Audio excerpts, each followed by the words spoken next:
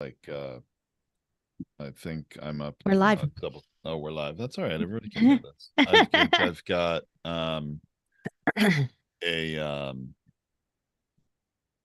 I've got I'll tell you right now, I've got literally So, hey, a everyone out in live 70 land while Tom looks this up. Like, we're 70% more than 70% open rate on my emails for the webinar. oh, good. And Well, so here, yeah, this kind of goes along with some of the topics here because if you okay, are well, I not can wait. updated on some of the Oh, compliance that's issues a that good are point. necessary, right? And that's ties to today's topic. So, we're going to do what we always do because we're live. We're going to go straight to recording our podcast episode for today. And then we will close it out on the live stream and go to our group coaching call over on Zoom with all of our clients. So, those of you who get to sit in and hear the topic along with them, welcome. And we'd love to have you in our community. And you're welcome to reach out at any time, and we'll tell you how to do that. So, Tom, you ready to get going? Because we are going to talk about some really important things that you should do at the beginning of every year. Yep, and I'll probably throw in this one as a bonus that I was just talking about. That's a good Sounds idea. I good. wasn't thinking It's of not using it, related but to it's your important. podcast, but it could be related No, to your business. no, I think a lot of people, it might be related to I'm going to throw it in. All Okay. right. Okay.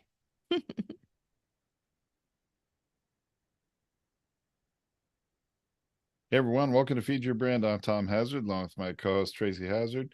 Today, we're going to take stock of things here as we begin a new year and talk about 5 annual overhaul essentials to elevate your podcast brand. And honestly, we could have made a list of probably 25, I think, but we're going to try and keep it to 5-ish here, right? Yeah. Well, I mean, five general, there might be a bunch of steps in there, but like our team has a 25-step list of things that they check that are, a lot of them are behind the scenes stuff, but we're always checking every year. So like we're going to check and we're going to say, do all these things that we still did in YouTube qualify? Are they still the same? Do all these things that we still do on the podcast app, are they the same?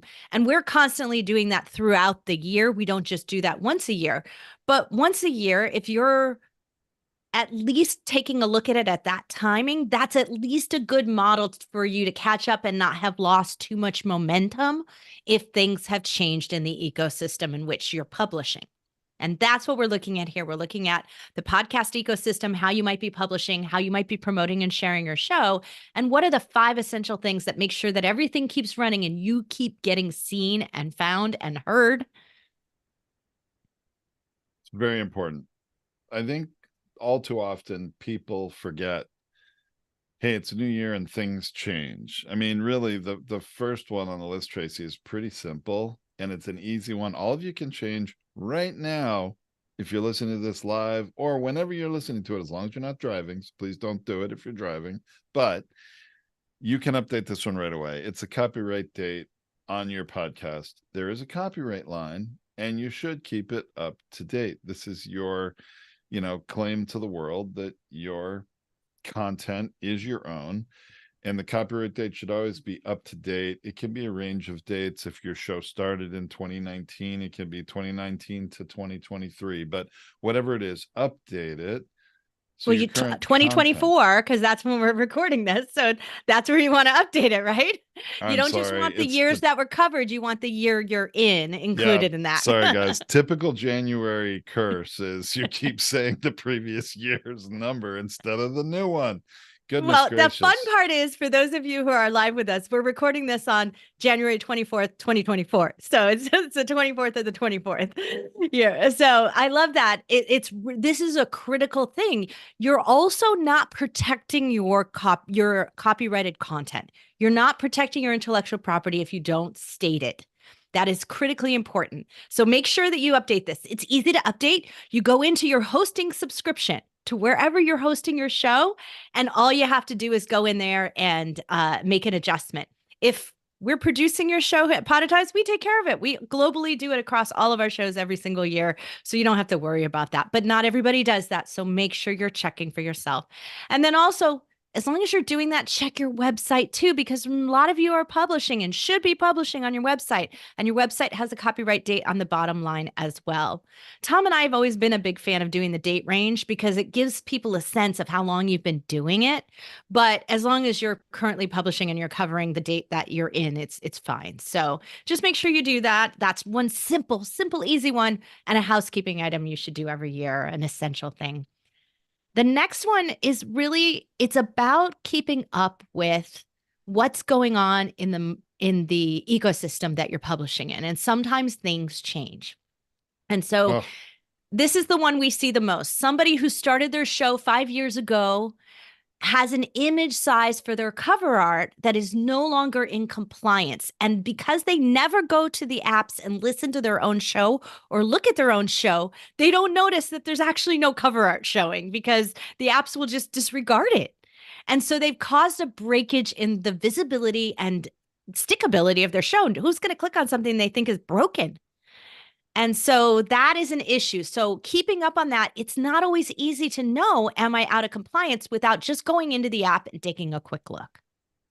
it's interesting. I do see this happen. I see it about every week, Tracy. Usually when a new show is migrating to productize from another platform. Had it happen just recently with a customer, and their cover art, see what happens when you import a show into our system, it knows if your cover art's not up to date and it won't display it. But this can happen even if you haven't changed hosts, and you have, especially when you've updated your cover art to a new design because you wanted to update and rebrand a little bit, but you use the old size, like 1400 by 1400 pixels is pretty common, I see, on old cover art. And the new and modern and current spec is 3000 by 3000 pixels. So if you don't have a 3000 by 3000 pixel cover art, you need to revise your cover art and update that. And you're not going to be able to do that while you're listening to this show, maybe, unless you're, a Photoshop whiz and it's easy for you. But get that done, or do it as soon as you can and update it. Because here's what happens. People, when they update that appearance, that new design of cover art, some of the apps will display it even though it's not up to the current standard, but Apple won't. And so people think, what's wrong with my Apple listing? It's not showing my new cover art. Well, Apple knows the new one isn't in compliance. And while they're still showing the old one, because maybe when you started it was up to the standard then, they're not going to update it to the new one unless it meets the current standard. So that's probably why, if you're wondering if your Apple listing hasn't updated to a cover art change, that might be one reason why. So and that's number 3 on my list, is go look at it on the apps, because that tells you a lot about what's changed. Like, have they allowed more description length? Do they allow other details?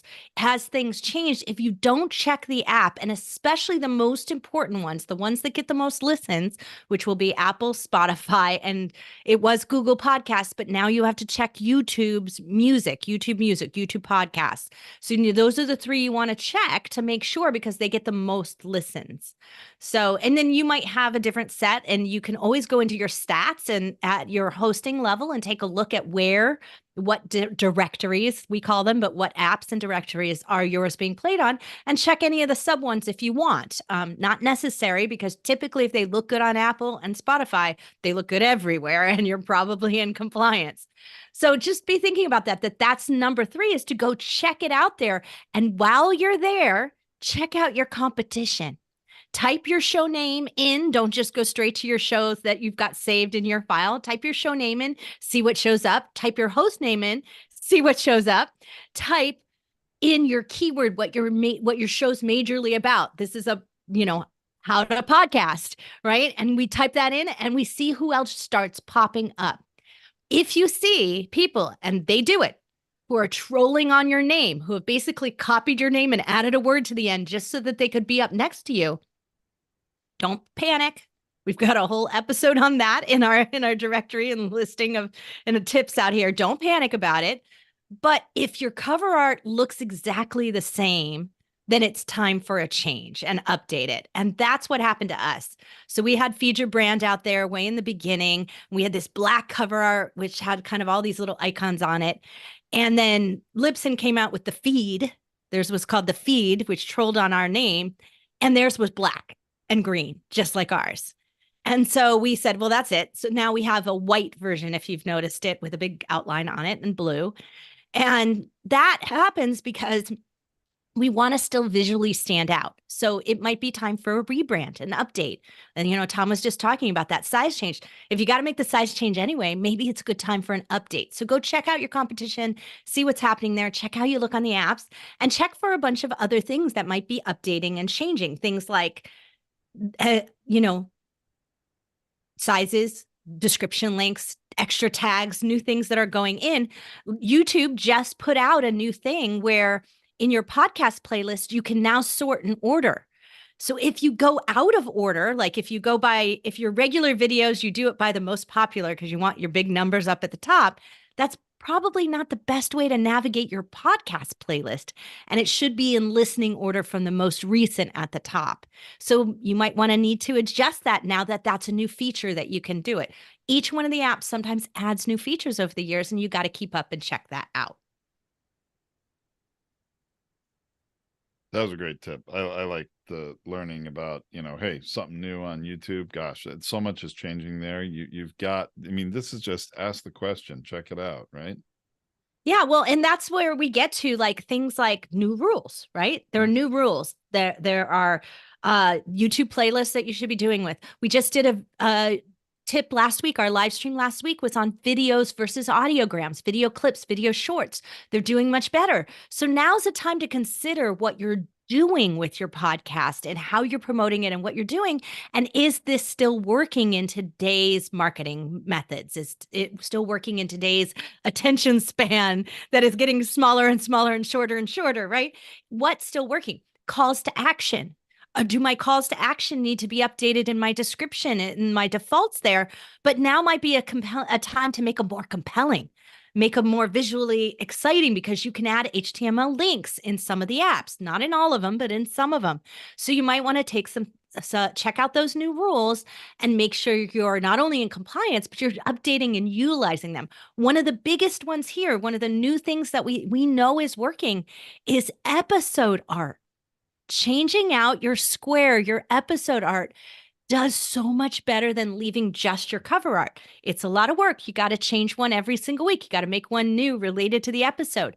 But think about all those listeners who are listening in the car and their app is displaying the new episode with an album cover, if you want to think of it like that, right? And it's just the cover of your show. And so when it switches episodes, they don't know that an episode changed. They're like, oh, did I listen to this one already? Or like, what's going on? Because they're driving, they're a little more distracted. But if that cover art changes slightly, they're like, oh, I didn't listen to that one yet. It's a visual trigger for them. So there's a whole bunch of reasons to do that. We have promotion techniques that we've been using out on apps, and having special episode where you might have a picture of a celebrity guest you have would be compelling reason for somebody to click and listen to that episode. And then the search engines that are within the apps will give you episodes and shows, not just shows. So that also compels people to want to click and check things out. So these are some new things that you might want to try in this next year. Now, footnote on the episode square artwork, just so all of you know, and those of you that may know already, I just want to emphasize this point. It is important. Apple, which is just absurd that they don't do this, Apple does not use that episode artwork, that featured image from the episode, even when they display a list of episodes in a search. They know they should. I've talked to them. They know they're behind the times on this. Apple, if you're listening, get your act in gear, fix this, because it's in everybody's interest, Apple's as well as the podcasters and the listeners. But they've been dragging their feet on that one. So you'll notice that in pretty much every other app, every other podcast listening app, Spotify, iHeart, whatever ones that you use. But Apple just, for some reason, hasn't done that yet. So don't worry, nothing's broken there. When you look at all your episodes in search, it's just the way it is. And then Tracy, I have one more thing to add to sort of the new rules. Before we go, we had a fifth one, because you got a bonus one, right? That was the fifth one. Yeah. The fifth one is now that you've been podcasting a while, and hopefully you didn't just start, right? Like you're upgrading your listing, you're upgrading your podcast, you're checking these 5 essential things. So hopefully you're about a year into it. Now's the time to think about, did you get the URL for your podcast? Did you copyright your name, your cover art if you're going to keep it? Should you trademark the name? That might be possible. These are things to think about. If you're looking at where you're going with this, are you going to build a bigger business around this? Is this going to grow into something else? Now's the time to think about IP protection, intellectual property protection, and thinking about copywriting, trademarking, and things like that at this moment in time, and making sure you secure all your URLs, all your handles, all the things, social handles, all the things that you might need to make sure that you can double down on your podcast in promotion in the next year. So those are some things. And that goes hand in hand with the idea of having email and a newsletter, which is Tom's bonus item here. Sure. Although I do want to mention on trademarks, because you just said that, Tracy, if you are thinking out there in the world listening to this podcast that trademarking your podcast name is an incredibly expensive thing to do, it's actually not. There are some very inexpensive resources for doing that. Some of them are do it yourself. Something like Trademark Engine is a app you can do it with on your phone if you really want to, or if you're not wanting to, go that rogue and do it on your own, there are attorneys out there specifically with very inexpensive flat fees for doing it for a podcast. And we've interviewed some on this show, and you can definitely check out podcastersunited.org, feed your brand show, and search on trademarking, and you'll find that. So yeah, new rule. This is important for any of you podcasters that are sending out any kind of mass emails. And I know maybe a lot of you are, podcasters for a passion project and don't send out mass emails, but I know a lot of you out there listening have a business and you are sending out mass emails. There are some new rules here taking effect, I believe February 1st. Originally, we had been told January 1st, but the latest data I have is, I believe it's February 1st. Google in particular is driving this, and they have changed it so that your mass emails have to be configured in certain ways, and there are some requirements, like you have to have a one-click unsubscribe link right at the top of the email, not buried in the footer or hidden somewhere or hard to see. I mean, there are some very specific things. Some of them, I'm going to tell you, are a little complex, especially if you're sending from your own domain name, mass emails out from your own domain name. There are some things in the DNS settings of your domain name that have to be configured properly. I'm not going to go into all those details here, but we will have a link in the blog post for this episode that has an information page from Google where you can get that information. But in particular, the unsubscribe is very important. Here's the thing, folks. If you don't do it, your emails are not going to be delivered by Gmail. And so all the people you're sending things to that have a Gmail address or an email managed by Google Gmail, even if it's your own name and you're using their system, your emails are not going to get through to those people. And I've just been doing some tests because I do mass emails every week for lead generation, for webinars, for new prospects. And I know I'm already in compliance because I knew this was coming. And already my emails, just one I sent yesterday, getting over 70% open rate, which is great. And then actually almost all delivered, like 99 point something percent delivered, but 70% open rate and now over 12% click rate. So I'm not having a problem with email delivery and even opens, but I got to get more people to click on what I'm putting. So I'm working on other aspects of my emails. And this is a good time of year, again, to take stock on it. Use this as an opportunity to make sure you're in compliance. But what are you going to do differently to make what you're doing more effective? And I do think that crosses over to a lot of things podcasting, and this would apply to a lot of podcasters. So thank you for indulging me while I share that. I think it's important stuff. Well, we'll cut that section out and we'll make a special tip. And so for those of you who don't remember or haven't heard from us before, Podcasters United is where we've donated this podcast. We essentially use this podcast and my podcast, The Binge Factor, and we've donated it to the organization, the nonprofit Podcasters United. And there's an entire tip library over there that we maintain, but it has a whole bunch of other experts in there as well. Fran Asaro's tip on that I just gave you about YouTube will be posted up shortly over there because she just gave it to me this morning.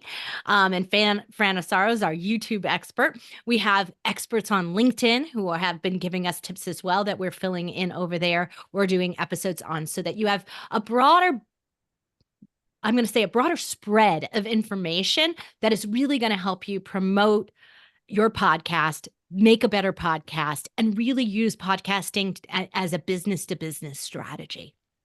So that's why we're over there. So go check out podcastersunited.org. You can find the blog post for this episode. You can find all the links we talked about today, especially if you were driving, as Tom was saying. Don't write anything down. Don't put anything down. Don't worry. We got you covered. It's all written down over there.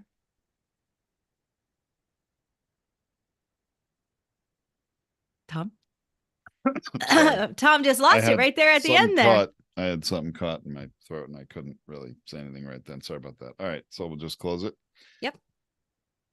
All right. Well, thanks for listening, everybody. We'll be back next time with another great episode here on Feed Your Brand. All right. Thanks, all you live streamers out there. You know, one of the things that I've been noticing, Tom, is that these live streams are getting a lot more circulation, and I love it. It's so great. The one we did on LinkedIn optimization was one of our most trafficked, but even last week's got twice as many views as we've been getting on LinkedIn. Also on YouTube, we've been seeing a lot more views over there.